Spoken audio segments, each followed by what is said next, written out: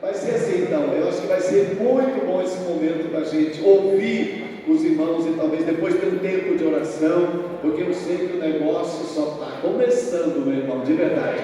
Vamos receber nosso querido, agora você pode falar assim também, diga assim, vamos receber. Não, com um sorriso bem bonito. Vamos receber meu amigo, pastor Camilo Paz. Dá um aplauso, vamos lá, amigo.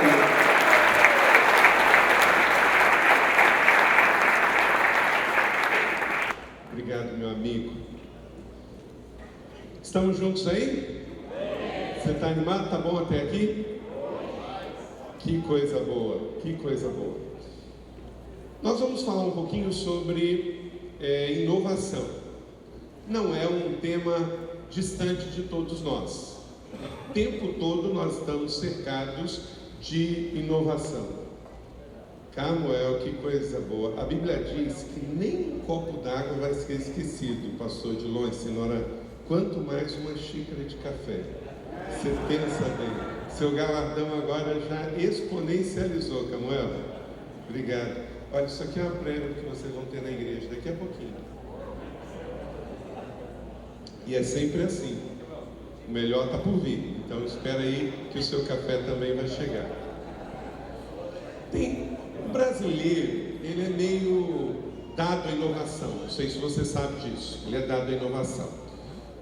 Alguns estão inovando bastante. Quer ver? Eu quero mostrar para vocês o que alguns brasileiros estão bastante envolvidos, né, na inovação. Olha só, né? Aí é um jeito de inovar bastante. Pode passar. Olha só, isso é um seguro altamente tecnológico, né? Isso aí também, na falta de uma roda, você inova e não deixa de andar, né?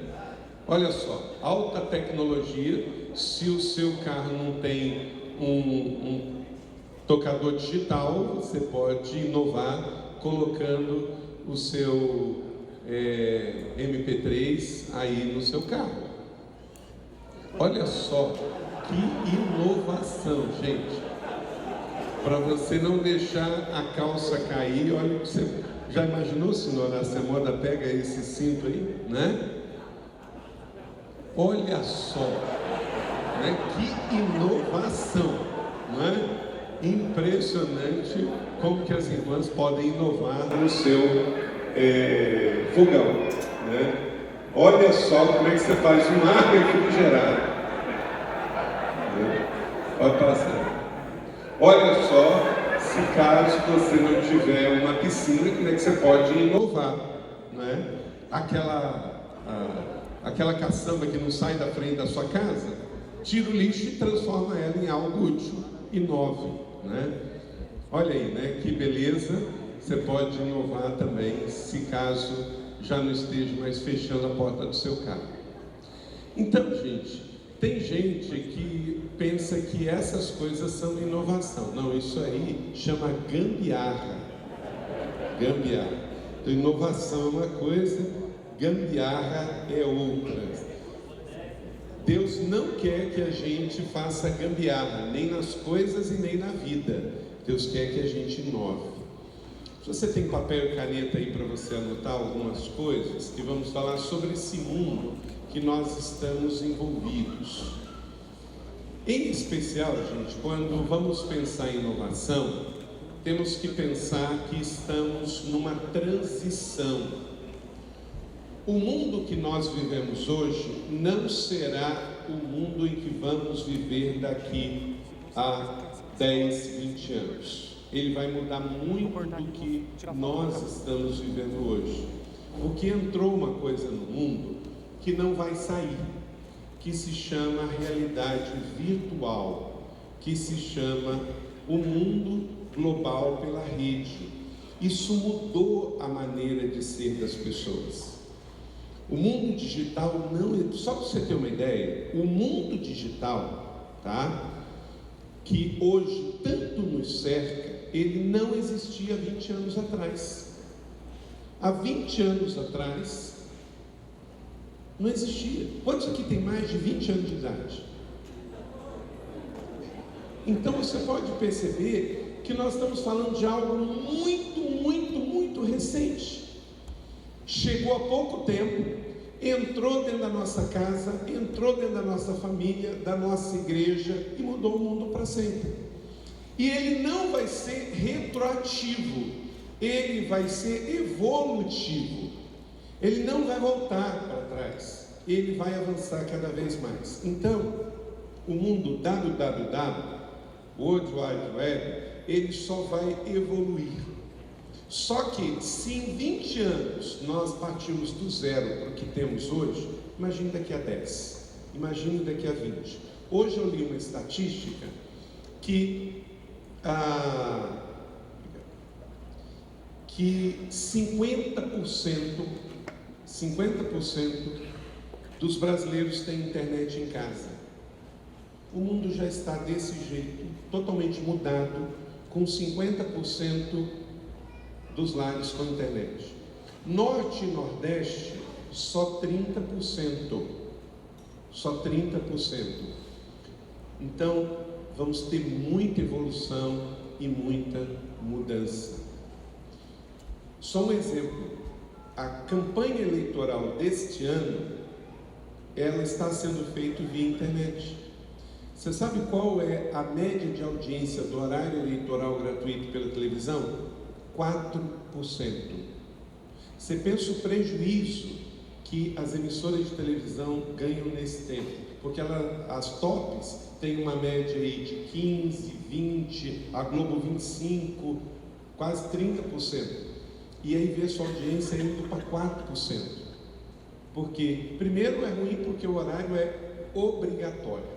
Já começa por aí, né? Segundo é que é péssimo, porque não pense que um conselho para você, se você quer conhecer o seu candidato, não assista o horário eleitoral gratuito obrigatório, porque ali eles não falam o que eles são, ali eles falam o que a gente quer ouvir.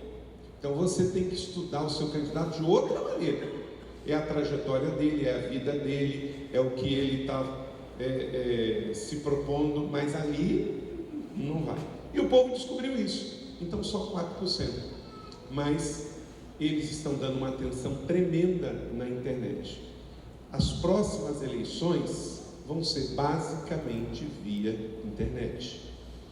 Algumas coisas que hoje você não pode dispensar. Se você tem ou não tem, não é o ponto aqui. Você vai ter que fazer um planejamento e você vai ter que ter nesse mundo tecnológico virtual.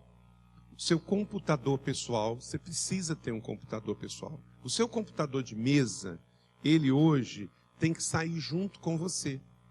Por quê? Para você estar em casa, no trabalho ou numa conferência como essa, e você tem que estar também remindo o tempo e trabalhando. Não pode perder o seu tempo, porque hoje o tempo é um bem muito precioso. Então você tem que ter o seu computador pessoal. Um smartphone. O telefone, antigamente, era para fazer ligação. Hoje é para fazer um monte de coisa ao mesmo tempo. Inclusive ligação. Né? Inclusive ligação. Hoje, com o seu smartphone, com o seu aplicativo, você faz de tudo. Você pede a comida na sua casa. Então, ter um smartphone, planeje isso. Eles vão ficar cada vez mais baratos. Se você não tem, precisa colocar num planejamento de ter. Ah, pastor, eu só gosto. Não é questão de gostar ou não gostar. Você quer ser um líder global, você quer maximizar tempo, você quer alcançar pessoas, então você precisa ter. Se você gosta mais de Android, ok. Se você gosta mais de iOS, ok. Mas você precisa planejar e ter. Outra coisa, esse negócio não é um negócio que você compra para sempre. Você compra um para ficar com ele por um ano e pouco. E por quê? Cada vez mais coisas vão ser descartáveis. Você só não pode trazer isso para os relacionamentos humanos. Pessoas permanecem, coisas passam. Então não vem, mas no meu tempo as coisas eram feitas para durar. Esqueça. Hoje as coisas são feitas para acabar. Hoje as coisas são feitas para acabar. Até porque faz parte da inovação. No passado, você fabricava uma coisa que ela não precisava receber uma atualização tão rápido. Então não fique com raiva da empresa. É que quando ela construiu um ferro de passar roupa, durante 20 anos não ia ter mudança na tecnologia do ferro de passar roupa. Então podia se investir muito para fazer um produto que não quebrava. Agora, o que adianta uma empresa investir muito numa coisa que não vai quebrar e vai ficar obsoleto daqui a 6 meses? Então não fique bravo. Às vezes eu vejo gente brava. Mas que porcaria! Eu comprei esse negócio, esse troço quebrou e não sei o quê. Mas você tem que lembrar uma coisa. Antigamente as coisas duravam muito, mas elas eram muito mais caras. Agora as coisas duram menos, mas elas são muito mais baratas. Eu me lembro quando a minha mãe comprou a primeira TV lá da minha casa. Eu tinha 6 anos de idade, em 1976. Você acha que os meus filhos vão lembrar quando que eu comprei uma TV HD Full lá para casa? Nunca, nunca. Foi um negócio tão grande que eu tinha 6 anos de idade e eu não me esqueço. E me lembro, 4 anos depois, em 1980, quando nós tivemos uma TV colorida. Gente, nós somos uma geração que não vai contar essas histórias mais. Os nossos filhos e netos, o negócio dele é outra história. Ele vai lembrar quando foi a primeira viagem internacional dele. Né? A minha primeira, eu tinha 24 anos de idade. Agora, a primeira da minha filha, ela era bebê. Então ela não vai lembrar. As coisas estão mudando. Mas não é para você ficar azedo, amargo, não.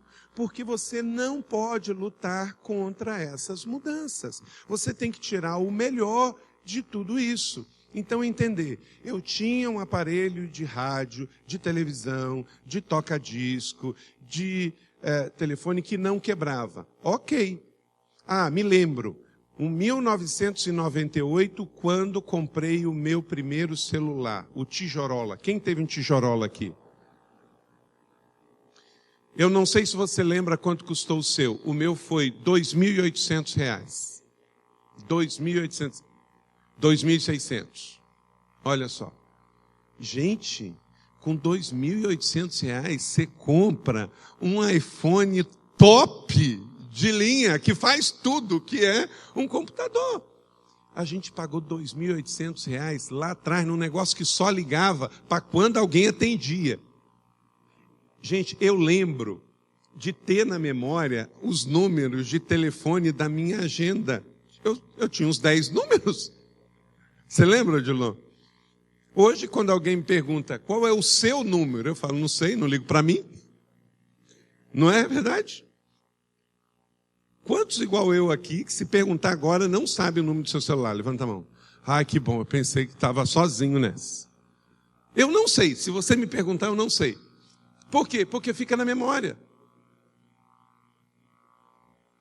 Olha só, primeiro notebook, R$ 4.800. Gente, hoje você compra uns 3 com isso aí. Entende? Então, é só entendermos. Eu falei essa expressão em latim aqui hoje de manhã. Temporas mutantur et nus mutantur in illis. Os tempos mudaram e nós mudamos com eles. Ficou mais descartável? Ficou. Mas ficou mais barato com acessibilidade para mais pessoas. No passado, durava mais, mas era muito mais caro e poucas pessoas podiam ter. Mídias sociais. Não tem como hoje. Você precisa explorar as mídias sociais. Aplicativos. Gente, eles facilitam a vida. Facilitam a vida. Você tem um Android, você tem um smartphone, você precisa pesquisar o que facilita a sua vida e é só você baixar, tem um monte de graça.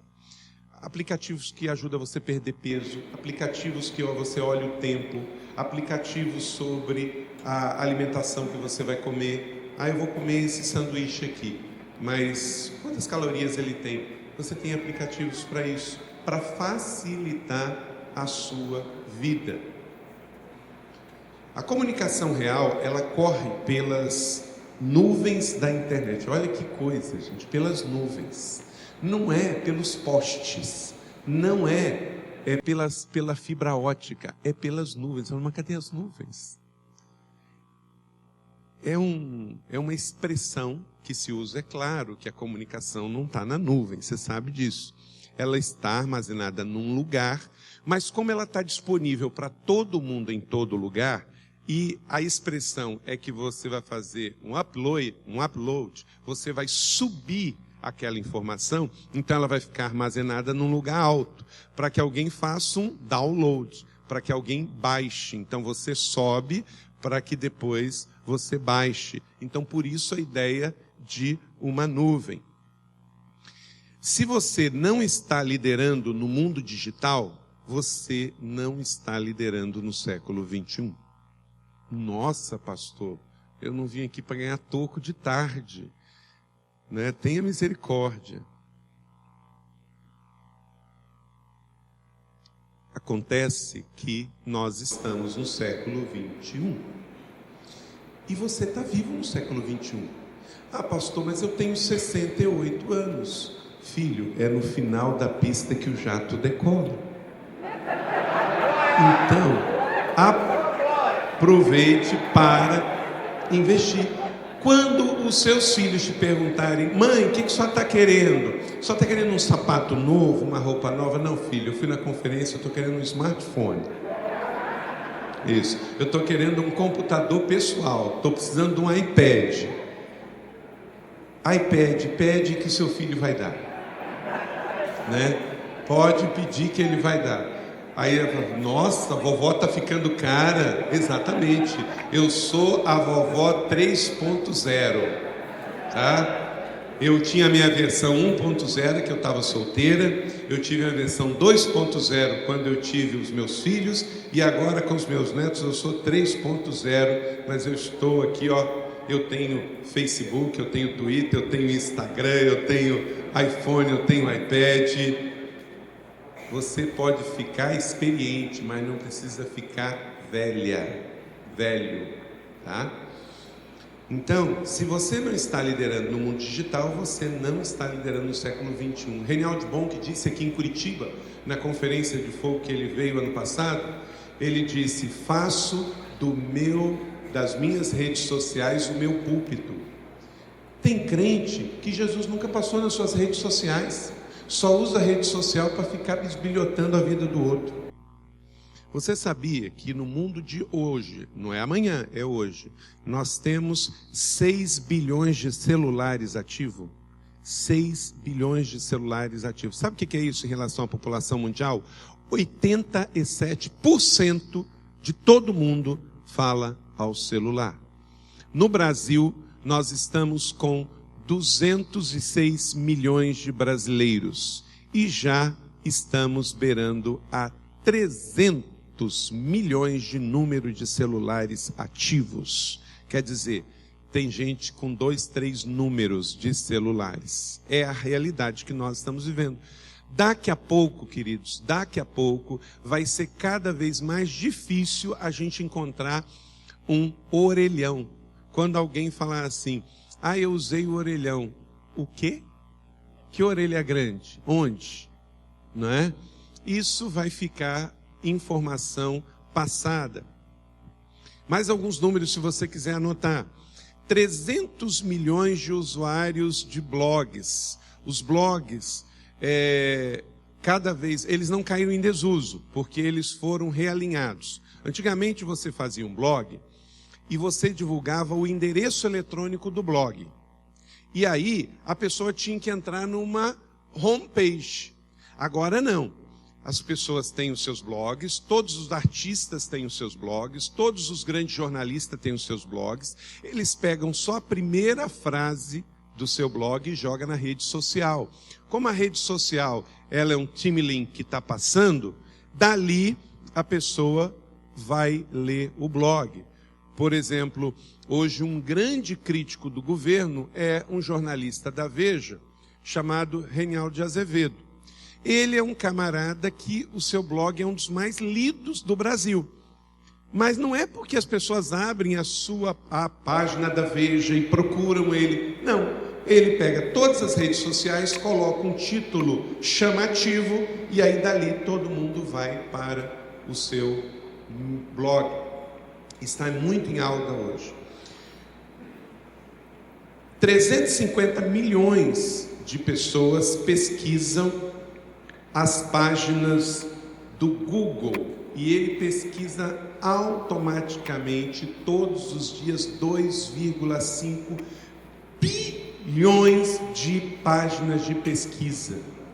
Essa história de falar de alguém assim, eu fui na biblioteca fazer uma pesquisa. Gente, isso vai ficar cada vez mais escasso, porque doutor do Google responde tudo, não é? Você pode dizer, mas tem muita coisa ruim. Sim, a internet é um oeste selvagem. Você vai navegar da pornografia ao sermão no mesmo lugar. E você vai precisar dizer o que você quer e o que você não quer. Como você faz com a sua vida? A questão, para que a gente, não adianta você ficar pensando como no passado, no nosso país, o rádio já foi do capeta, a televisão do diabo, e algumas, eu sei, de uma denominação no Brasil em que os membros são orientados a não usar a internet, porque tem pornografia. Meus irmãos, o problema não está aí. A pornografia já estava presente nos dias do Velho Testamento. E não pense, mais comum do que hoje. Quando Sodoma foi destruída, os habitantes de Sodoma chegou na casa de Arão, qual foi a orientação? O que eles pediram?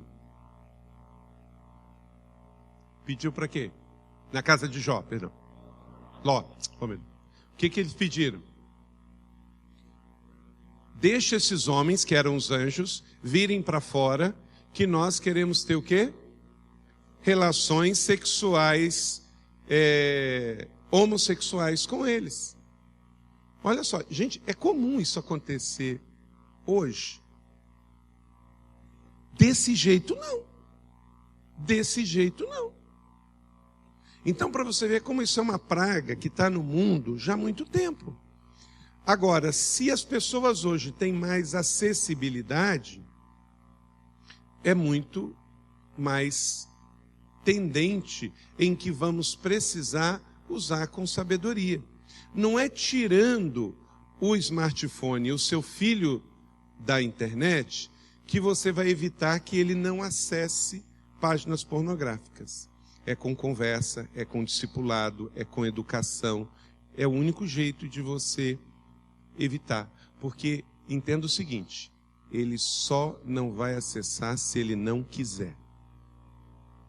Ele só não vai acessar se ele não quiser. E temos que disciplinar e educar e mostrar aos nossos filhos a realidade. Ok? Então, pornografia, prostituição, homossexualidade já tinha desde os tempos do Velho Testamento, do Novo Testamento e nos dias de hoje. Facebook foi criado em 2004, portanto, há quantos anos? 10 anos. 1 bilhão de contas. 1 bilhão de contas em só 10 anos.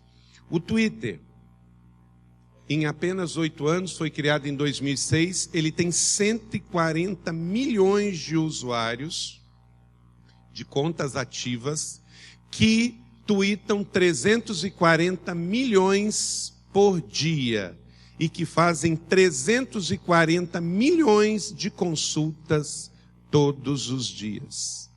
Para os norte-americanos, o Twitter é a comunicação digital inteligente, porque usa só 140 caracteres. E aí está o charme do negócio. Se você não expressar o que você está pensando e o seu ponto de vista em 140 caracteres, você vai fazer como? Mas é essa tecnologia que também está mudando o mundo missionário. Os norte-coreanos não sabem o que fazer com os celulares que entraram do Egito, lá na Coreia do Norte. O termo firewall, que a gente usa tanto aí sobre antivírus, foi criado na China, porque eles estavam acostumados com a muralha da China, então o governo tentou criar uma muralha virtual, uma muralha de fogo, para conter a entrada e a saída de comunicação da China.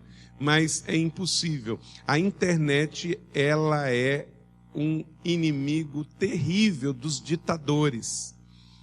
Os chavistas não gostam da internet, os norte-coreanos, o regime fascista norte-coreano não gosta. Por quê? Porque é muito difícil você controlar.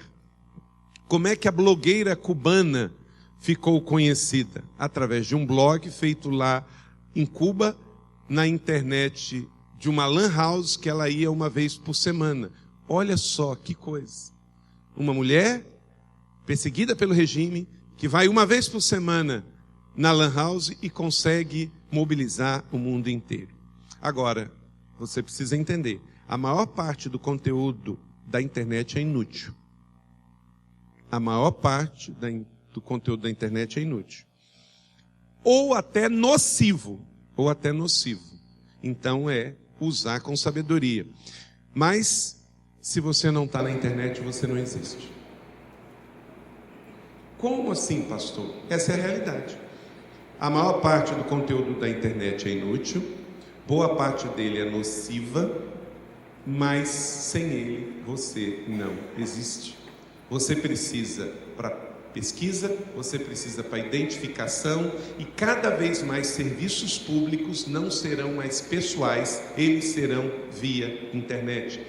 Eu sou do tempo, você também, que quando tive uma greve bancária a gente ficava louco, parava o Brasil. Hoje entra e sai greve bancária e pouco se mexe com a rotina, só se ela fica muito longa. Mas na década de 70 e 80 parava um dia, e arruinava todo o comércio. Hoje para uma semana e você vai descobrir que os bancos estão em greve pelo noticiário. E olhe lá. A geração Y, eles são chamados, usa essa expressão, nativos digitais. Nativos digitais. Não somos nós, não é o nosso caso. Nós não somos nativos digitais. Então nós precisamos fazer um pouquinho de esforço para podermos entrar nesse mundo. Eu sei que eu estou falando aqui para um grupo que não é nativo digital. Então você vai precisar fazer um esforço, porque esse é o mundo que os seus filhos estão vivendo, que os seus parentes novos, abaixo aí de 20 anos de idade, estão vivendo. A impressão que você passa na internet, guarda isso, a impressão que você passa na internet é a impressão que você vai ser entendido pela sociedade. Por exemplo, se você é uma pessoa intolerante na internet, você pode até não ser, mas é isso que você vai ser. Por exemplo, tem alguns pastores que estão se tornando muito xiitas na internet com relação a algumas coisas que acontecem hoje na sociedade. O que acontece? Quando eles forem pregar em algum lugar, quando eles forem na igreja deles, é isso que eles vão estar dizendo que eles são. Eles podem até não ser, mas como eles se tornaram guerrilheiros cibernéticos, é isso que eles vão ser. O que você posta no seu Facebook passa a ser a sua identidade. Por quê? É o que está no seu coração, é o que está na sua mente. É o que está na sua mente. A impressão, então, que você passa na internet será a sua definição de hoje. Entenda o seguinte, escreva em algum lugar, o conteúdo é o rei. O conteúdo é o rei. Agora, tem um grande desafio. A internet, ela tem uma capacidade que é, nesse mundo virtual e tecnológico, de desconectar os que estão perto e conectar os que estão longe. É muito interessante isso. Já tem restaurante oferecendo desconto para quem não se conectar durante o restaurante, durante a refeição. Só que isso faz só para chamar a atenção, porque também é um caminho irreversível. Hoje, todo lugar que você chega, no avião, no hotel, nos restaurantes, todo mundo está conectado na internet. Então temos que saber que essa questão é uma realidade. A internet, através dos smartphones, dos tablets, vai ter a capacidade de desconectar quem está perto e conectar quem está longe. Você também pode e deve usar podcasting e stream. Stream para passar imagem, o seu culto. Quantas igrejas têm o seu culto hoje na internet aqui? Ok? Já uma boa quantidade, Já está provado por pesquisa. Ninguém deixa de ir na igreja para assistir o culto na internet. Então, se esse é o seu medo, esquece, isso não vai acontecer. O culto na internet, ele é frio, não tem jeito. Nós somos pessoas sensoriais, a gente precisa de sentidos, a gente precisa de tato, o louvor, a pregação, o ambiente. A maioria das grandes conferências hoje, a conferência da Hillsong, que acabou de acontecer na Hillsong, foi toda transmitida pela internet. E as inscrições terminaram um mês antes. Então, esquece isso. Se você tem medo de que o seu culto, ao ser transmitido pela internet, vai baixar a frequência, esqueça. Já está provado que não baixou, não vai baixar. Agora, você precisa... Então, aí o que eu vou dizer. Para você transmitir, você tem que ter em mente para que você quer. Para quem que você quer. Você vai transmitir para o membro da sua igreja que está doente, que está viajando, para alcançar pessoas que estão navegando pela internet, aí o que eu te disse das redes sociais. Você coloca lá no Twitter, no Facebook e no Instagram, transmissão agora online do culto tal. Aí você chama pessoas que estão passando pelas redes sociais para irem para o seu site assistirem, porque hoje as pessoas não estão navegando mais em site, elas estão navegando nas redes sociais, e dali que elas vão para a sua chamada. Então, se você vai transmitir, é com esse objetivo. Você vai transmitir para pessoas da sua igreja que estão longe, ou vai transmitir para pessoas do mundo que você quer atingir. Mas... Agora, se você não quiser fazer, não precisa fazer. Não é um negócio que vai ter grande audiência. Por exemplo, nossa igreja tem 4 cultos por domingo. Às 8, às 10, às 5 e às 7. Juntando todos, nós não alcançamos 1000 pessoas atingidas pela internet. Isso o dia inteiro nas 4 celebrações. Não alcança. Então não é um negócio que vai bombar. Você vai ter 80 pessoas, 80 views, 200 views, é muito pouco, porque também tem um investimento. E o segredo é, se não tiver em alta velocidade, vai travar. E também tem outro negócio, você pode ter uma boa definição de transmissão, se a pessoa não tem uma boa transmissão de navegação, ela vai culpar você, mas o problema está com ela. Líderes pertencem ao mundo digital. Líderes pertencem ao mundo digital. Queira você ou não, seja bem-vindo a eles. E a questão do livro digital e do livro impresso. A questão é o seguinte, o livro impresso ele é único. Nada vai substituir a sensação de você grifar um livro e de você andar com o livro na mão.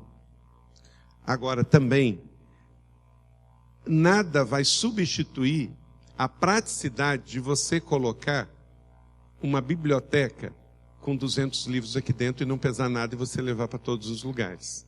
Então, o que nós vamos entender por muito tempo? Que as duas coisas vão andar juntas. Você vai ter o seu Amazon Kindle, para você colocar lá 150, 200 livros e sem peso nenhum caminhar para todos os lugares do mundo. E você vai ter também o seu bom livro, que eu e você não abrimos mãos, que a gente gosta de grifar e usar, não é? Então, vai ser impossível abrir mão do bom e velho cheiro do livro, do papel e da tinta impressa. Mas também vai ser impossível abrir mão da praticidade de competir com algo que é tão leve, tão rápido e tão prático de se usar. Então nós queremos o melhor dos dois mundos. Antes de entrar no texto bíblico e falar um pouco sobre quando a gente tem que perder para a gente inovar, alguma pergunta sobre essa questão, só uma palhinha que eu dei aqui sobre a questão da tecnologia do mundo digital, do mundo virtual. Alguém quer fazer alguma pergunta sobre isso? Ou alguma colocação?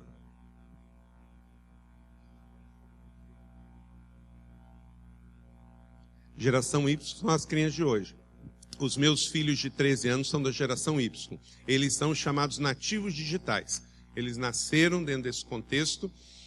Eles não têm letra boa. Então esse negócio de essas letras bonitas que a gente tem de professora, você esquece, porque nós temos isso porque a gente precisava escrever muito. Hoje eles teclam muito, não é?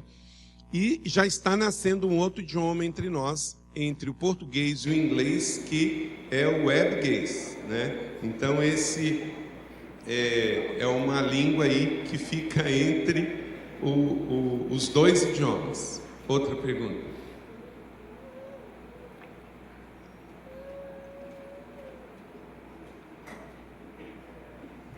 Agora, enquanto que chega lá, gente, olha só, você tem que entender o seguinte: todos nós aqui de 40, 50 anos de idade, como nós não somos nativos de digitais, esse assunto deixa a gente desconfortável.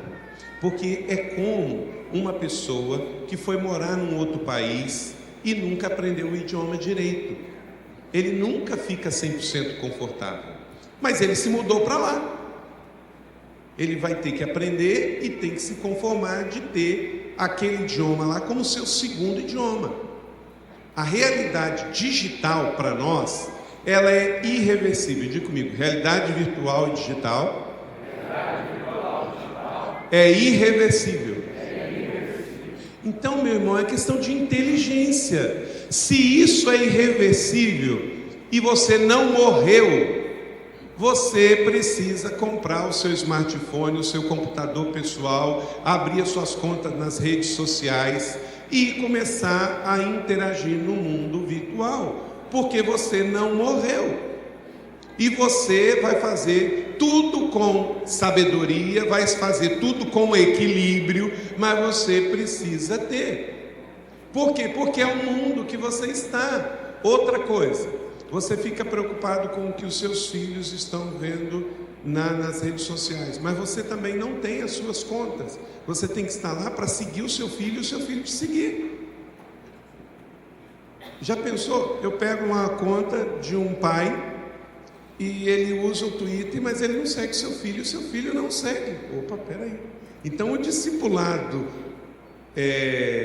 digital também precisa estar conectado. Você tem que seguir o seu filho e o seu filho te seguir.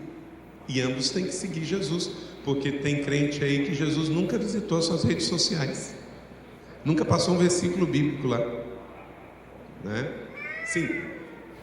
Pastor, como que o senhor vê hoje em dia, o senhor falou que o conteúdo é o rei, eu concordo, mas essa exposição assim totalmente aberta de coisas pessoais que as pessoas postam com relação àquilo que está fazendo, aquilo que está sentindo, e às vezes até uma exposição que compromete a vida da pessoa. O que o senhor nos orientaria com relação a isso? Ótimo, sua colocação é muito importante. Quando eu digo conteúdo é o rei, é João capítulo 1, versículo 1.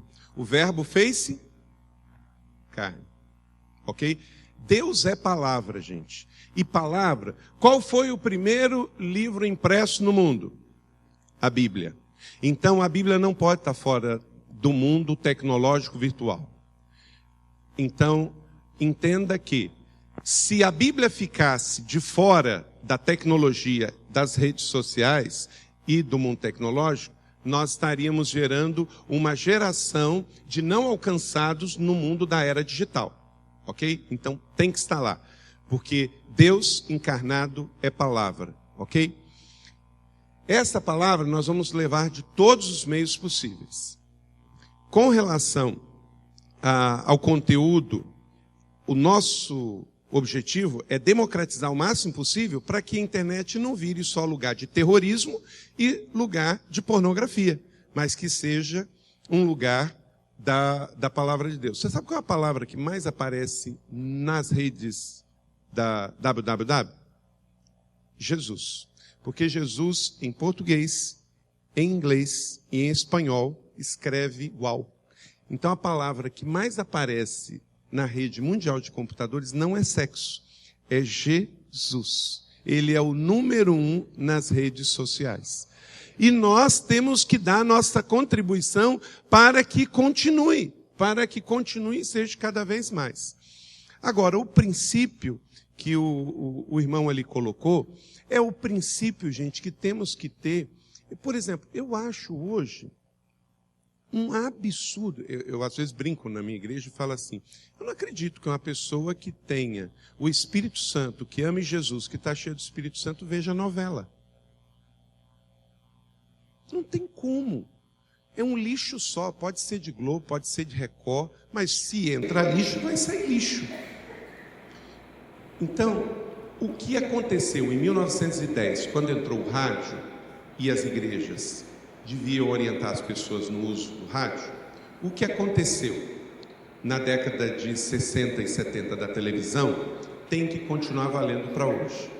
E eu costumo dizer que rede social não é o muro de lamentações. O muro de lamentações fica em Israel, não fica nas redes sociais.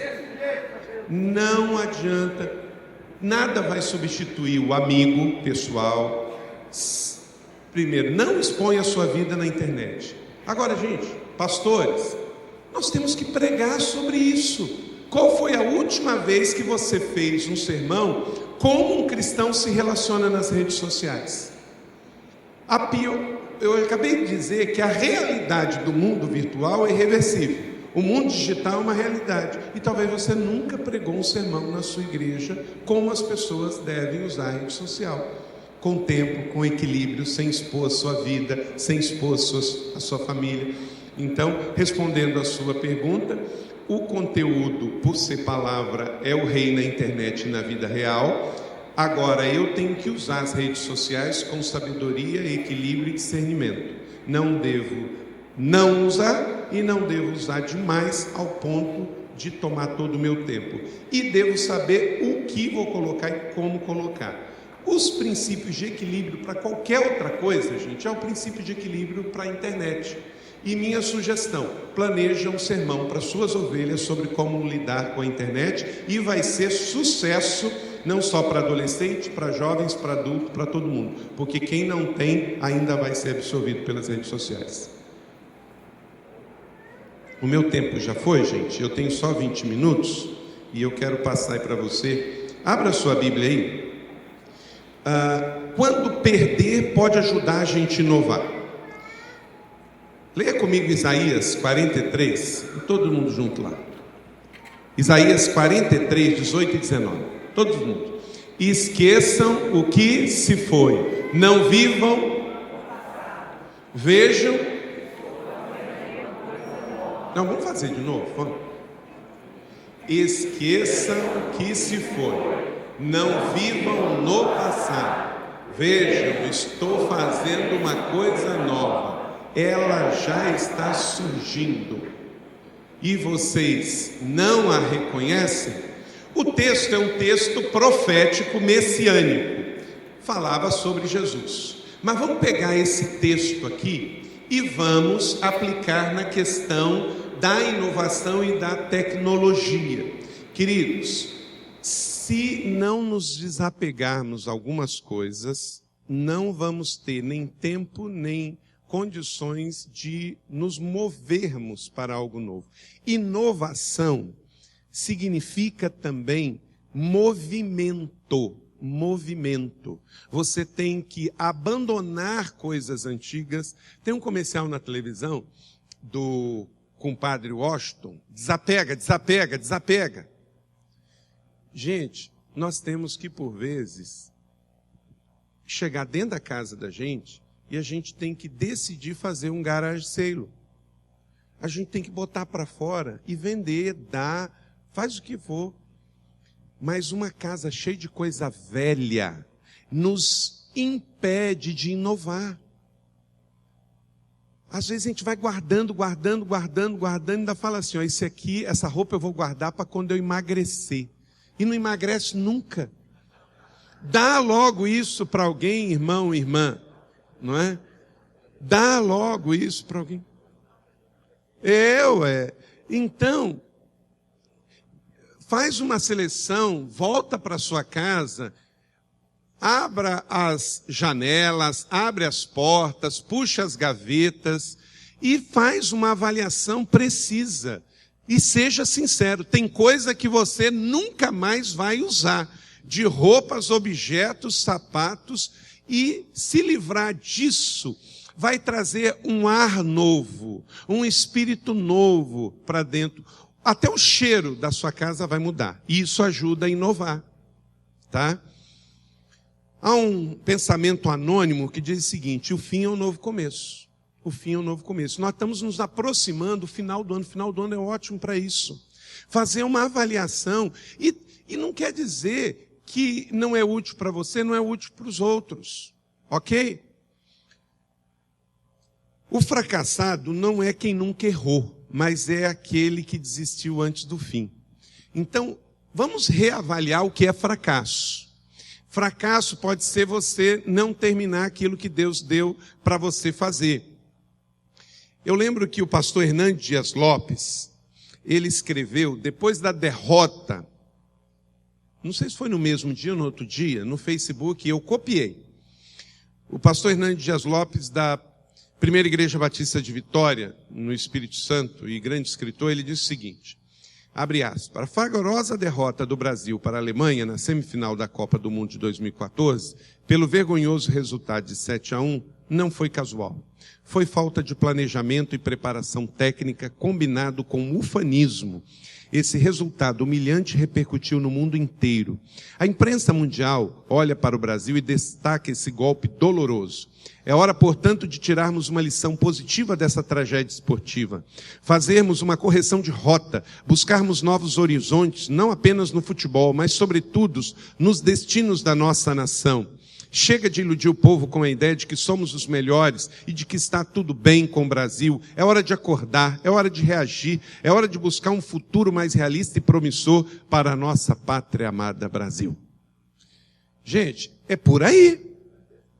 Não está tudo bem não, não está tudo bem não. Acabei de chegar de Israel, o pessoal fica com muito medo, que Israel você está em guerra. Há um conflito, aconteceu, Israel com o Hamas, mas que não afetou o país.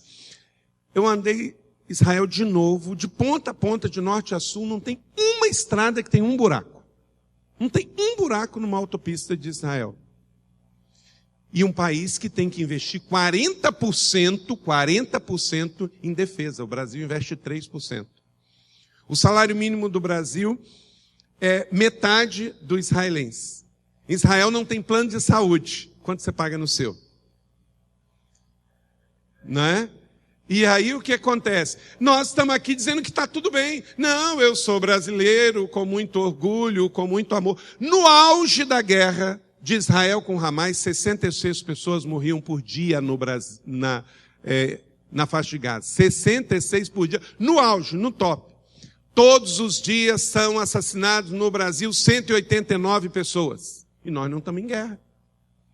A guerra do Vietnã matou 50 mil soldados em 7 anos, dos dois lados. 7 anos, 50 mil. No Brasil, só no trânsito, por ano, são 55 mil. Nossas estradas são assassinas. Nossos hospitais são assassinos. Nossas escolas não ensinam nada. No meu estado, se aprova sem saber. E está tudo bem.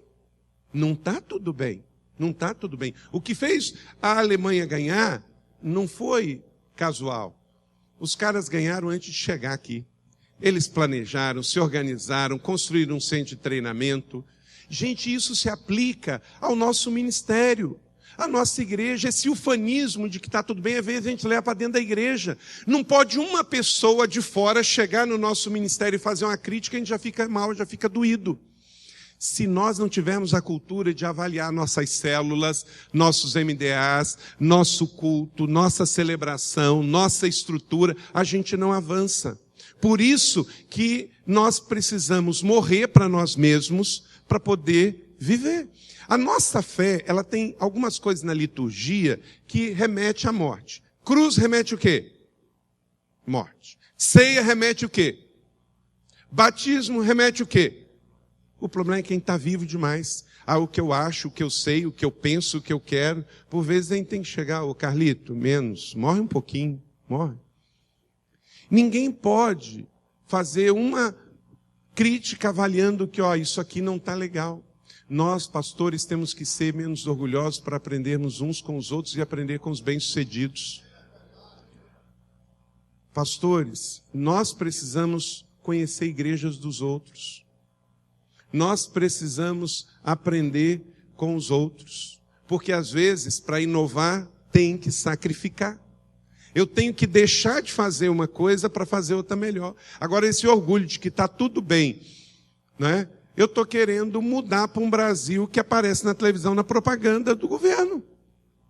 Porque ele fala de uma realidade que a gente não vê. E olha que eu ando esse país, como pastor Dilon, pastor Eibe e outros pastores daqui, a gente viaja pelo Brasil inteiro, a gente conhece o Brasil que a gente tem. E uma coisa é o Brasil virtual, outra coisa é o Brasil real. E me parece que isso nós estamos importando para algumas igrejas também. Eu preciso avaliar que nem tudo está bem. Eu tenho uma pressão sobre... Tem 1 ano que nós estamos na nossa transição para células no modelo MDA. Nós temos 642 células e nós temos 6.100 ovelhas, discípulos nas células. Mas para mim é uma pressão, porque nós temos quase 11 mil membros. Então, da mesma maneira que eu tenho uma pressão de ganhar pessoas não crentes, fazer o evangelismo para fora dos 11 mil, eu tenho uma pressão interna que eu estou vendo a qualidade dessas 5 mil ovelhas que ainda estão só na membresia, só no ministério, só na celebração. Ainda estão nos salvos, sentados e satisfeitos. Porque nós estamos vendo a coisa linda que está acontecendo na vida desses 6 mil, nessas 642 células. Então há uma pressão interna. Então não está tudo bem. Não está tudo bem. Tem muita coisa que precisa melhorar. Então, não permita que você chegue num estágio que está tudo bem. Lembra o que eu falei? O bom é inimigo do ótimo. Deus quer o melhor. Em 2 Coríntios 1:20, eu gosto muito desse texto. Pois quantas forem as promessas feitas por Deus, tem em Cristo o sim. Por isso, por meio dele, o amém. E é pronunciado por todos nós para a glória de Deus. Quer dizer, Deus quer um ambiente que diz sim. Nossa celebração. Você sabia que o diabo, ele é uma entidade, vamos chamar de uma pessoa, que não tem os atributos de Deus. Ele não é onisciente, ele não é onipresente, ele não é onipotente. Então ele não está em todos os lugares. E ele só tem 1/3 dos anjos, que viraram demônios. Então ele não pode estar em todas as igrejas. Algumas, ele passa e vê que o som está fazendo o serviço dele, para atrapalhar a pregação. Então ele fala, essa daqui eu nem entro, porque o som é tão ruim, tão ruim, tão ruim, da microfonia, é baixo, é alto demais. Então, como ele não tem esse atributo incomunicável de Deus, que é o dom da onipresença, ele fala assim, esse aqui o som já está dando conta, não vai ter nenhuma decisão no final do culto. Aí ele vai para outro lugar, porque ele precisa de estar em outros lugares que está dando menos conta, né? É verdade. E aí tem outra coisa. E aí por aí vai, gente. Aí na parte do design, na parte da limpeza. Tem igreja que você chega aqui, o banheiro, gente. Banheiro de rodoviária de BR-116 dá de 10 em algum banheiro de igreja. É sujo demais.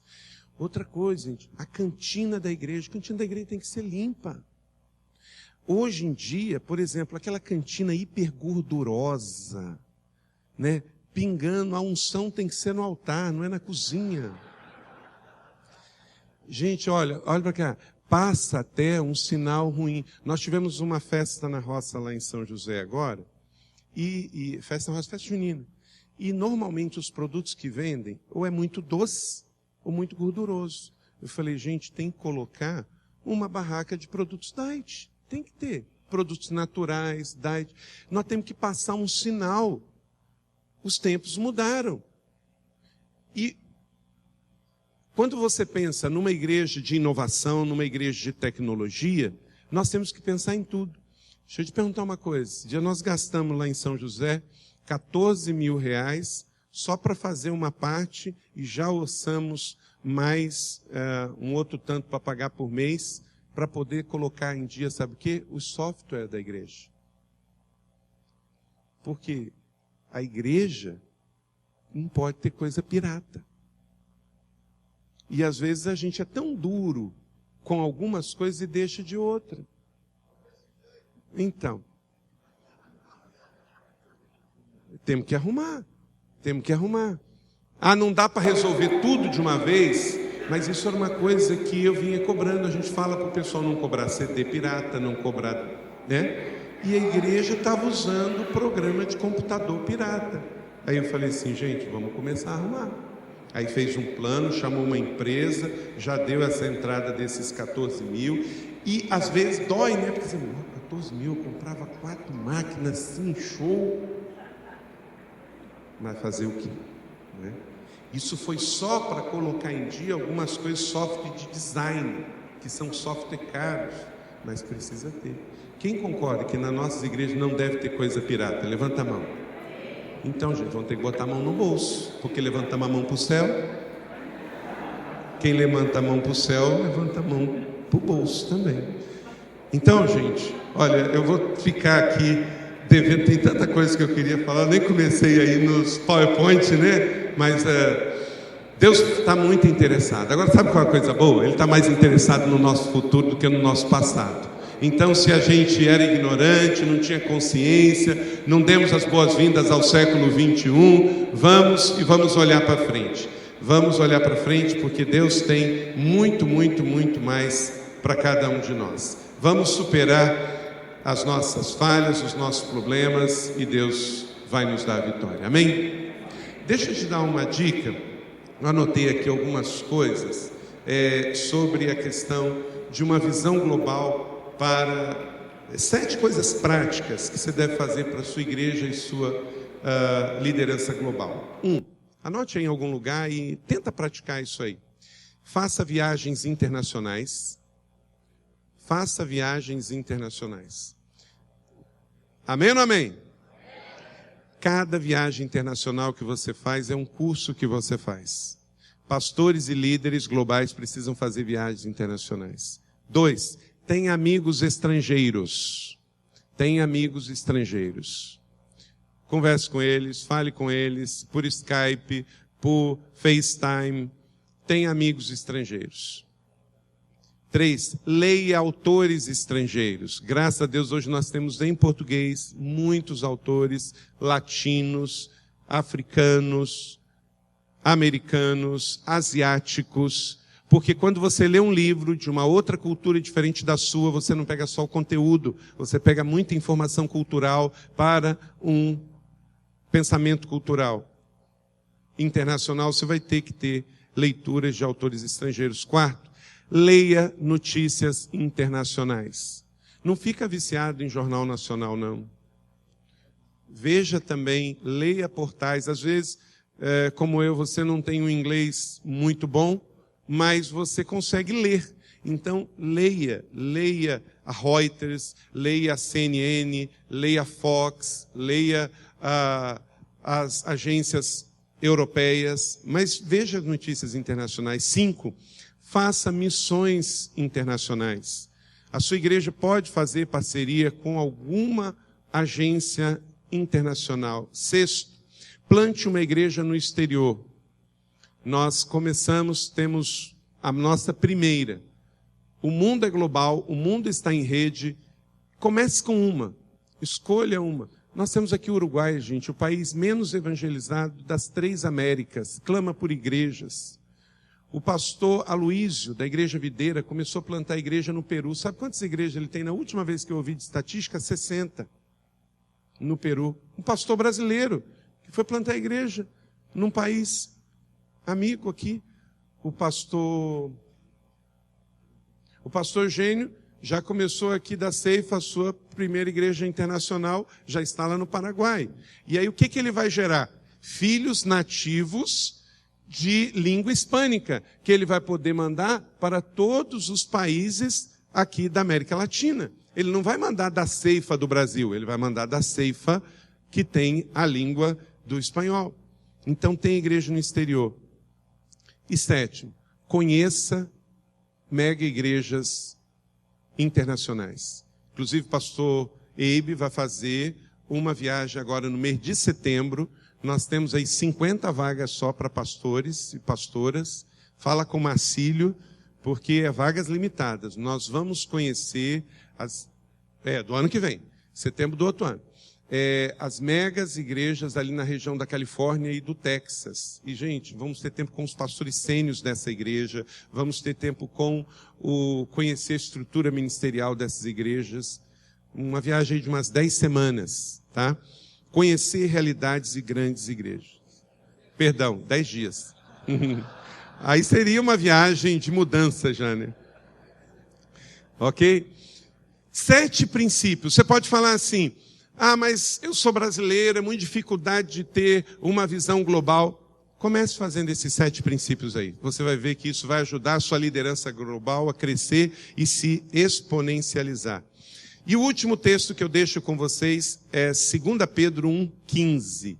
2 Pedro 1,15 diz assim, por isso mesmo, empenhe-se. Empenhe-se.